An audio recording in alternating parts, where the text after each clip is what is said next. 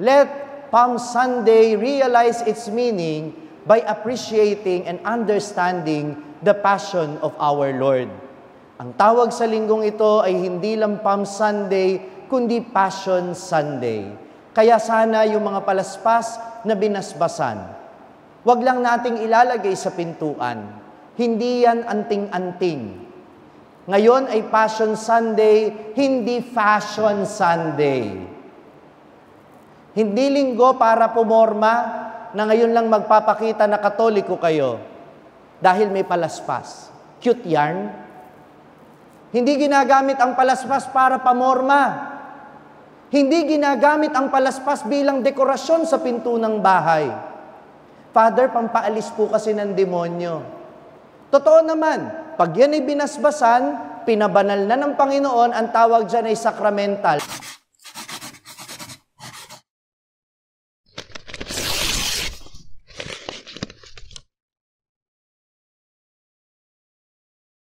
Minsan sa isang taon, lamang nating gagawin ang pagdadala ng mga palaspas, ang pagwawagayway nito, sapagkat mas kilala natin ang araw na ito bilang linggo ng palaspas o Palm Sunday. Kaya yung iba, pupunta lang, magpapabless ng palaspas, pagkatapos uuwi na, hindi na magsisimba.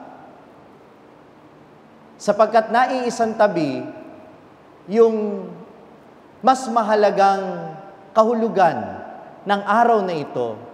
At iyon ay ang pag-alala natin sa pagpapakasakit ng Panginoon. Kaya ang tawag sa araw na ito ay Passion Sunday. Kapag pinagsama at talaga namang magkaugnay, Palm Sunday of the Lord's Passion. Linggo ng palaspas sa pagpapakasakit ng Panginoon. At hindi kumpleto ang ating pagkaunawa kung tayo ay nagpapahalaga lamang sa palaspas, pero hindi natin pinapahalagahan yung pagpapakasakit ng Panginoon na siyang talaga namang patutunguhan ni Jesus, kaya nangyari ang kanyang matagumpay na pagpasok sa Jerusalem.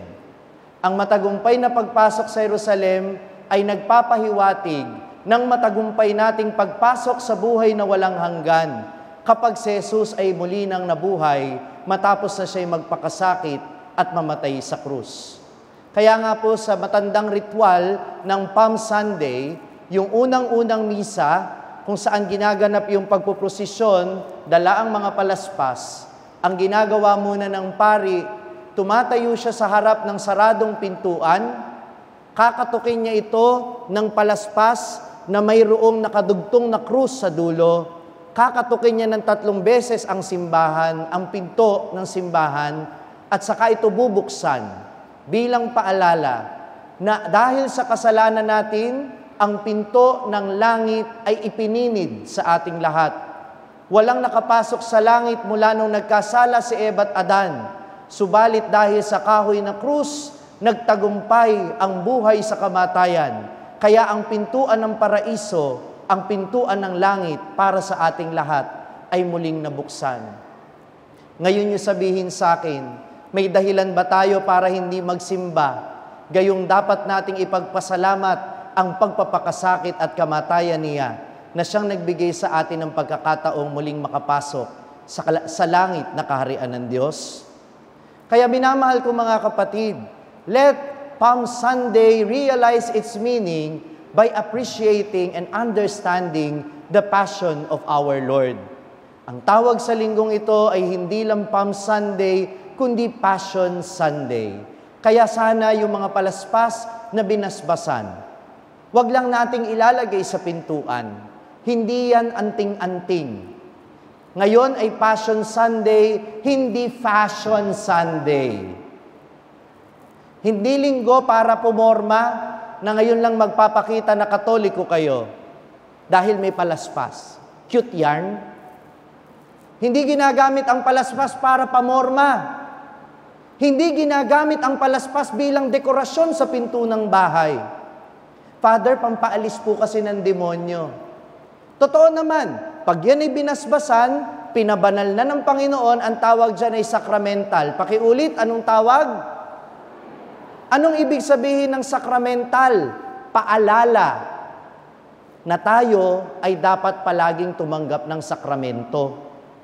Ibig sabihin, mas nagiging mabisa ang mga sakramental kung ito ay may kaakibat na magandang disposisyon ng iyong kaluluwa at ikaw ay nasa estado ng grasya dahil tinatanggap mo ang mga sakramento, lalo na ng kumpisal at ng banal na Eucharistia.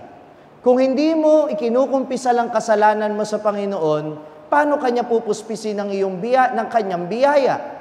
Paano kanya ilalayo sa masama kung yung masamang ginagawa mo, ayaw mo namang isuko sa kanya sa kumpisal? Kaya hindi anting-anting yan. Paano ka maililigtas ng palaspas kung hindi mo naman tinatanggap si Jesus sa banal na Eucharistia? Iyan ang nagpapabanal sa atin, hindi ang palaspas. Kaya paalala ha, hindi lang natin hangarin na palayasin ang demonyo kapag inilagay natin ang palaspas sa ating mga pinto. Ito'y paalala din sa atin na dapat palaging welcome si Kristo sa ating mga tahanan. Hindi lang dapat tanggap si Jesus sa ating mga bahay, dapat ay may puwang siya sa ating buhay. Kaya maglalaan tayo ng oras sa Kanya, hindi lang kapag mahal na araw para tayo'y magsimba. Dahil ang Passion Sunday ay hindi Fashion Sunday. Hindi panahon para magpakitang tao ang mga Katoliko. Hindi panahon para magdekorasyon sa bahay ninyo ng palaspas na binasbasan ngayon. Kundi pagkakataon upang sariwain ang ating pananampalataya at yung ating commitment o ang ating pagtatalaga ng sarili na tatanggapin natin si Jesus sa mga banal na sakramento. Pangalawa, ito ay pagkakataon natin para maunawaan ang pagpapakasakit ng Panginoon. Yun nga lang, paano natin mauunawaan ang pagpapakasakit ng Panginoon kung Domingo de Ramos pa lang, Palm Sunday o Passion Sunday pa lang, ang iniisip mo na kaagad ay saan ka magbabakasyon sa long weekend? How will you appreciate the suffering of the Lord if you are thinking of how to enjoy this Holy Week?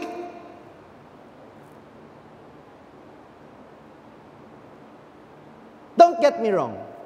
I am not judging anyone. Hindi kita ginajudge kung nakapag-book ka na ng ticket mo dahil nag-seat sale noong February at ng mga first week ng March. Pero ang tanong ko lang sa iyo, how can you manage to remember that the Lord suffered for you kapag masyado kang nakafocus sa bakasyon mo? Sana lang kung magbabakasyon ka, maglaan ka pa rin ng panahon para pumunta sa pinakamalapit na simbahan, magnilay ka pa rin, at higit sa lahat, mag-alay ka pa rin ng mga sakripisyo para sa Panginoon. Sacrifices does not have to be extravagant. Marami kayong nakikita, umiikot, sinusugatan ng sarili, nagpapapalo, nagpapasa ng krus. Again, I am not judging anyone. Pero hindi yun ang hinahanap na sakripisyo ng Panginoon. Ang unang hinahanap ng sakripisyo ng Panginoon, tanong niyo sa akin, ano? Ialay mo sa Kanya ang mga kasalanan mo sa kumpisal. Because by confessing your sins, you are suffering. Why? Kasi mahirap umamin sa pagkakamali. Di ba?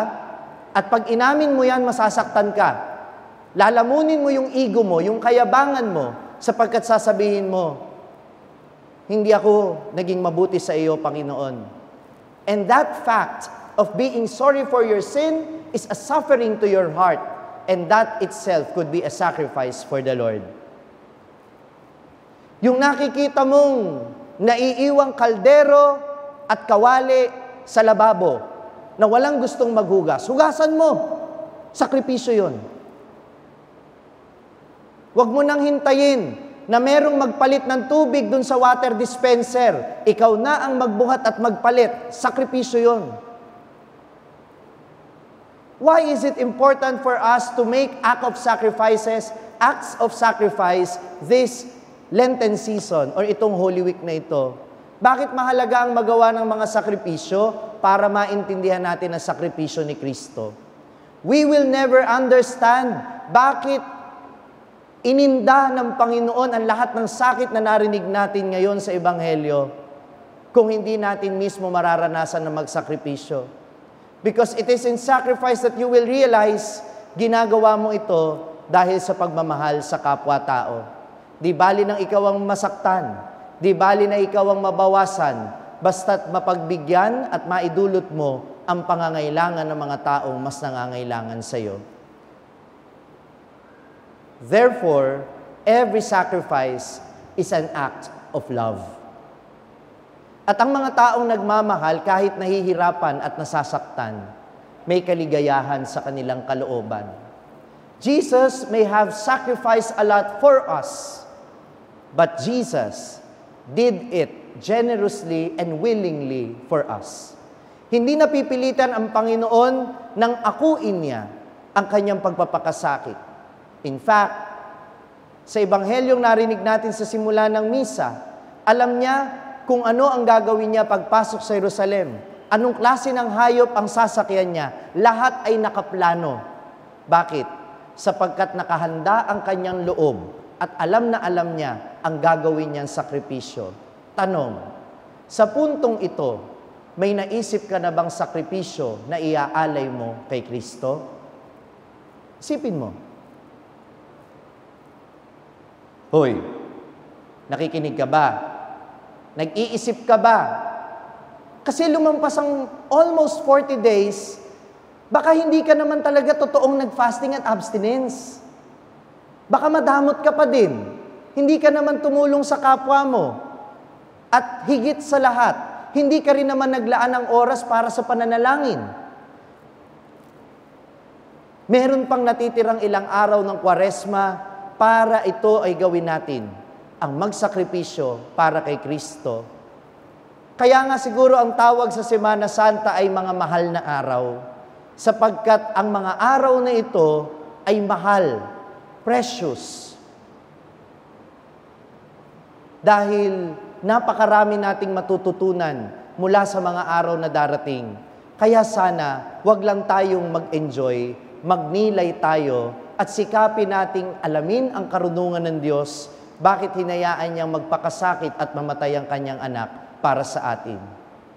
Pangalawa, baka kaya tinatawag itong mahal na araw upang ipaalala sa atin na hindi mo murahin ang kaligtasan at buhay na tinanggap mo kay Kristo.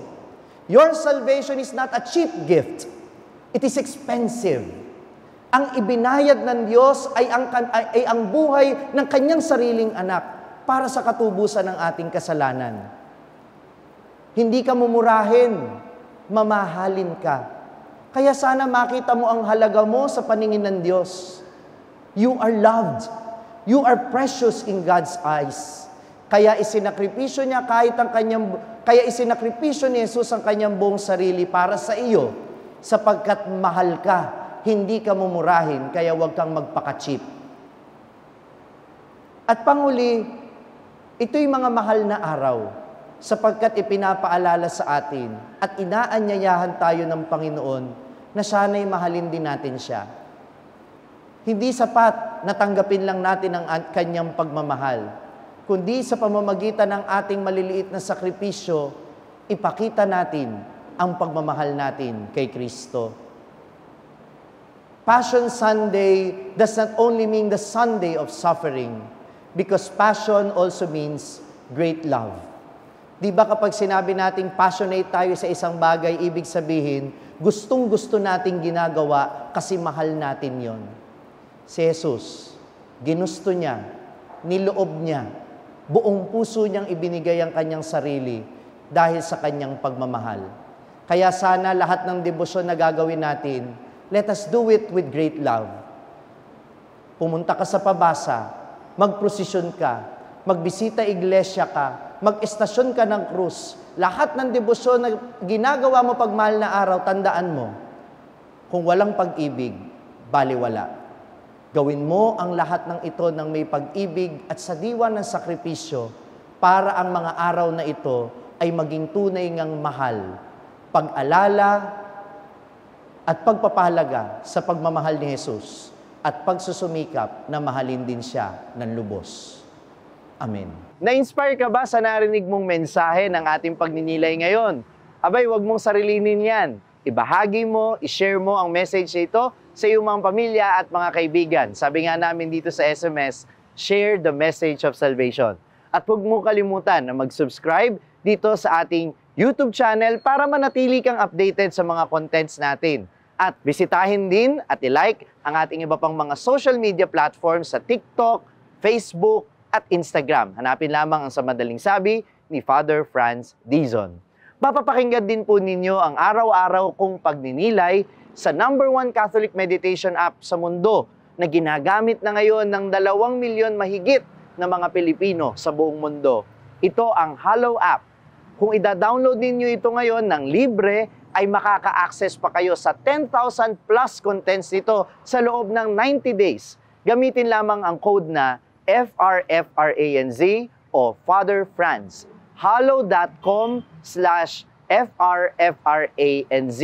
At sama-sama po tayong magpalalim ng ating pananampalataya at uulitin ko, ibahagi natin ito sa iba. Muli, ako po si Father Franz Dizon at ito po ang Sa Madaling Sabi, sharing the message of salvation.